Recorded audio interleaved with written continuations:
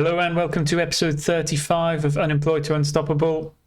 There's been a development. We've been offered two jobs, Hull and Millwall.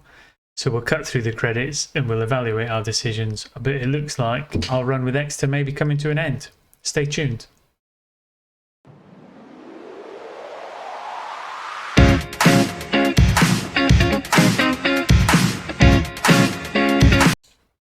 Welcome back. So here we go. Inbox is full. We've got an offer from Millwall. Quite a low transfer budget, but a high number of wage allowance. So £275,000 a week compared to the £210,000 a week from Hull, although they do have a slightly higher transfer budget.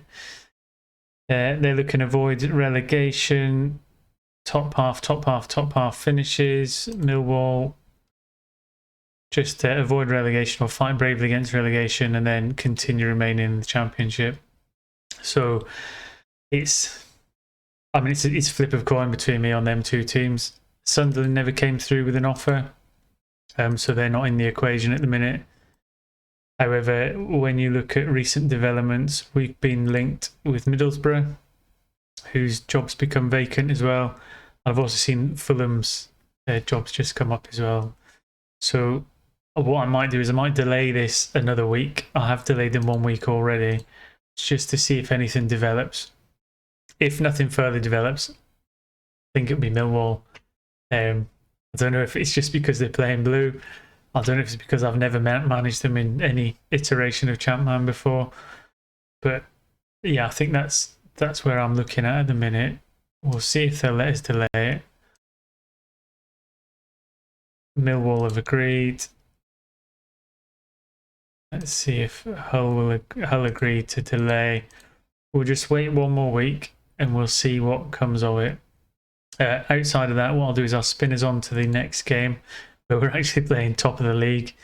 The run's not been going spectacularly well, but we're still not quite dropped into the relegation zone yet. So we managed to get a draw at Nottingham Forest, managed to get the win at Middlesbrough. I've played the one game since you were last with us, which was an absolute hammering by Brentford. We've got a tough run of games coming up, so we've got to see if we can pick up some points. So once again, stay tuned. I'll spin us through to the starting lineups for the next game, and I'll see you shortly. And there we go, back sooner than we thought. We've just been offered an interview for the Fulham job, so you can stay with me for that. And you can see, I tend to put similar things again. So it's been poor atmosphere in the dressing room. How can I assure it wouldn't happen in the future? I think in any large group, it doesn't really reflect anything. Define expectations, moving while stock is high. I think we've done a good job and it's just the next natural step. Why are we in the running for a few jobs right now? Just trying to forge ahead with our career. Broken promises to players before. I think that's always going to happen at somebody. Media controversies and a bit inability to command the support of your players. Now, I don't think that's true. And I think we've been successful despite them challenges. We're challenging promotion as expected despite being way off the pace. Am I the right person for the job? I think, without being arrogant, results speak for themselves. We've been promoted twice. Would we work with a director of football? Yeah, more than happy. Right backroom staff. I never really propose any when we first take off. So what have we got? Playing attacking football, possession football. Develop using new system under 23s, make most set pieces. So pretty standard for a lot of them. 5-year plan, selling players for a profit. I've not really had that one before. We'll get playoffs minimum, and then they want automatic promotion the season after. So it's a tough ask because unlike some of the other jobs, you don't really have the time to do it. But again, I'll agree with that. We could challenge for a playoff spot. Transfer budget's all right. Look at that wage budget though. A wage budget of £1 million. We're doing 100-odd thousand. That's nearly 10 times what we're on Exeter, and it's at least 4 times what Millwall and Hull have been asking for. So this is a bit of a big boys league job now if we can get our teeth into this one. No request to propose, and we'll leave the meeting. So again, I'll spin through to the next game and I'll catch you for what would be our last game in charge of Exeter. I think it definitely will be our last game. One of them jobs is going to come to us, I think. So stay tuned and we'll try and go out with a bang. Welcome back. So here we go. Starting lineup in our final game in charge of Exeter, I think. So we got TM Carney in goals, Human at left back, Mason and Gebedebo in the centre, Facey at right back, Robertson and John in the centre of the park, Tamplin on the left, West on the right, Kirk as an attacking playmaker and Jovchev up front, which has been a pretty settled side for us throughout the season so far. I know we haven't picked up a lot of points, but again, as been explained in terms of wage budget and stature, I think we've been doing all right. We have gone to a cautious approach for this game. Bear in mind, this is Crystal Palace we're playing against, who for some would say are an established Premier League team. So this is going to be a tough game. It's a proper David versus Goliath. Probably our last game, so it would be fantastic if we could just create with even a draw or a point or something, just to hold on to as we say goodbye to Exeter. But again, we'll have to move on. It's always sad to move on in these decisions, and I think there is a factor of FM22 coming out in November. It's probably swayed my decision to move on now rather than slightly later. Probably if we were at the start of a game release, I'd probably do an extra season with Exeter, but we're not, so time's not on our side. So we go 10 minutes into the game. Palace on the up at the minute. Not really had any chances for us in terms of threatening their end, but after 14 minutes now, it's not been the backs against the wall I thought it would be. So we'll just carry on monitoring. We'll put some encouragement out there. And we'll just see if we can maybe get something in front, maybe get something to defend. A lot of these players, I got a soft spot for. You do get used to the players you play with. I know when we were at Wealdstone and we left Wealdstone to come to Exeter, that was a hard decision because you buy the players and you get the team playing a way you like. You invest in loads of under 18 players you're developing for the first team squad, and then you drop them all and move on, which is a little bit cutthroat, I suppose. But again, as a manager, you're looking to be in charge of the best team you can and go as far as you can. And if we want to win the Premier League, it's going to take longer if we stay at Exeter than if we move on. So let's make that move and grow and see where we can take it. So half an hour gone in the game, we've managed to have a couple of shots, one on target. XG is still low, but we are playing a lot more defensive than we traditionally would. So it's not a surprise, really. Coming up towards half time. Late in each half is normally when we concede some goals, so it'd be nice just to get to half time without going behind. Kirk's dropped off in form a little bit there. I may change him back to a shadow striker for the second half because he's dropped off the goal scoring since we put him in an advanced playmaker. Just make a slight tactical tweak. 1 minute of injury time in the first half. And there we go, half time. So, not terrible, but not great at the same time. I'll give him a bit of encouragement. Not necessarily that we're the better team, but we're certainly not out of the game. And I will make that change to Kirk. So we'll just see if we can go slightly more attacking. And see if we can reignite some of Kirk's goal scoring form. Take the burden off Jovchev a little bit because he's, as I said before, he's not performing to what I thought he would. But again, we're not using him perhaps how his attributes lie. He's not a pacey forward. He's more of your target man type role. So it looks like a chance to Palace. Can we clear it? We've managed to get it away a little bit, but Palace have got the ball again now. There we go. Facey's got his foot on it. He puts it over the top, but again, he looks offside. He's got to be offside. Yeah, I think we could see it. We didn't need the pixel perfect linesman for that one. There we go. Coming up towards the hour mark. Still not doing too bad. Just have a look at some changes. Tamplin's not playing great, so I think we've got Sparks on the bench, who has been playing quite well recently. He's forcing his way in a little bit. Bear in mind that Tamplin's or he was an England under-19 international. Sparks has come on leaps and bounds this season. John for Davenport. 30 minutes to go as we say our cheery farewell to Exeter. Looks like a chance for Crystal Palace. From a set piece, they got a throw in. Managed to kind of get it away, but they're going to get another chance to put it into the box. And yeah, I mean, I think it was only a matter of time. Us against top of the league, despite being at home, I think they were always eventually going to grind us down. I'm going to put us back to a balanced approach as we try and get back into the game. Put out one last shout of encouragement. Come on, Exeter. Just one final flourish. One last chance. One last hero.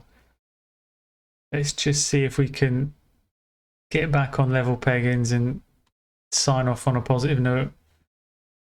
Only 15 minutes left. We'll go a little bit more positive. Yovchev is knackered.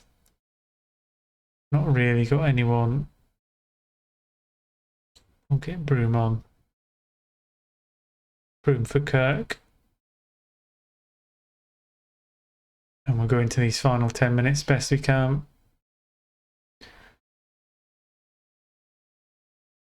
The final sub's made. Come on, 10 minutes. Just need a little bit of wizardry off one of the wings or a ball flung into the box. Corner, free kick, anything. Again, I don't think it's a terrible performance. I don't think there's any shame in a 1-0 defeat to Crystal Palace. But it just makes me think that the gap between the top and the bottom clubs is huge. And it's going to be quite hard to overcome that at Exeter. Whereas if we move to one of the clubs, there we go, Broom's just snuck in there, substitute. 5 minutes of the game to go. Cheering, absolutely buzzing.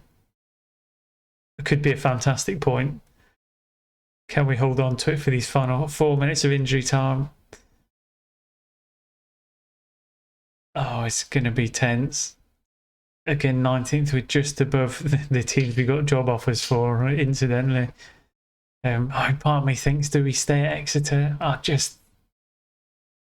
don't, like I said, in another save I would, because we've got some great young players coming through and we could really develop this squad. It's just a time thing. So have we got another chance here? No, it looks like the ball's broke back and they've got 3 men over, one-on-one with the keeper. No, that is a heartbreak.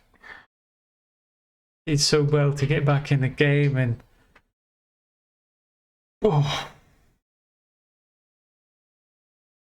that's a bitter pill to swallow.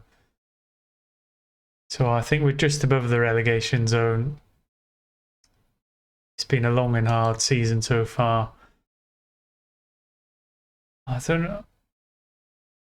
I'm going to say unlucky because I don't think we were completely destroyed. So there we go. It looks like we're leaving Exeter just above the relegation zone.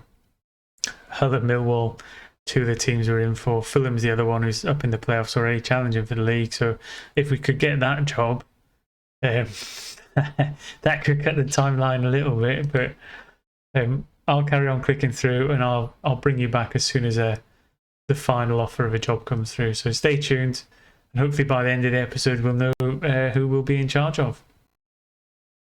And welcome back. So we didn't get the Fulham job. We have just done a Middlesbrough interview, but I think with the way fixtures have gone, stature of the clubs available, I think I'm going to accept the Millwall job. and then move on. So here we go. Immediate takeover. Obviously more wages contract, next 2 years is standard. And we'll just finalise the deal, exit the talks, and when we click continue, there we go. So I never thought that was coming in this episode, but it's happened. We are now the new Millwall managers. Welcome to the Lions Den. And we'll just have a quick look where we are. So media protection was 14th. We don't have an assistant manager. 3-star reputation. We have got a bit more of a wage budget available. That's the kind of team lineup they go with, which is very similar to what we play already. So this should be quite a good fit to us. I'll have to spend some time evaluating the squad to see where we are. Again, direct football, high tempo is fine. I like signing under 23s. Youth systems all right, and set pieces. Set pieces is something I find it hard to guarantee that you make the most of set pieces. You can set up all your things, but it doesn't necessarily mean that you'll get it done right. So yeah, press conference with the media, meet the back staff. So players in their last year of contract. So again, nothing great. We won't do a tactics induction just yet. We'll have a quick look at the squad in terms of current ability. So there you go, Peter Ativo, best player by a country mile. He's someone we'll build the team around. A good core of 3.5-star players. Again, what have we got? So a winger, he's out on loan. So yeah, I don't know why you've got, he's only 3-star one. We'll see. So left back, right back, midfielder, striker. We've got 2 left backs, which is potentially a bit of an issue. Left winger and a centre half. So actually not too bad of a core. A couple high potential players down there. So stuff to work with. Have a quick look at the team report. Not looking too bad. Squad there might set to 4-4-2 at the minute, but I will go away and I'll spend the next while looking through players, the squad, any transfer commitments we've got. They did tell us we had a big wage budget, but what they didn't tell us that we're already £10,000 a week over that wage budget. So we're going to have to sort that out fairly quickly. I don't think we can get it all the way then, so it's still £3,000. So we're going to have to shift a couple of players on. I'm not sure if no one's interested in anybody. So again, I thought this might be slightly easier than Exeter. In some ways, it might actually turn out being slightly more difficult, but again, we'll see how we get on. So it's interesting. So stay tuned for the next episode. Hopefully by then I'll have the core of the squad, a tactic, set pieces and a starting lineup for you. And we can see how we're going to get on. Our first couple games that we're going to be playing will be Hull and Fulham. So Hull's down near the bottom, which is all right, but Fulham's going to be an absolute baptism of fire. I'll just see. We've got Everton in the FA Cup 3rd round. We should still have to play Exeter at some point, yeah. So we will get to meet our old club. So we'll definitely try and tie that into one of the episodes. That being said, thanks for tuning in. Thanks for watching. Stay tuned, and I'll see you again soon for our first tipple into the Championship from the bottom of the league in charge of Millwall. Take care, and I'll see you soon.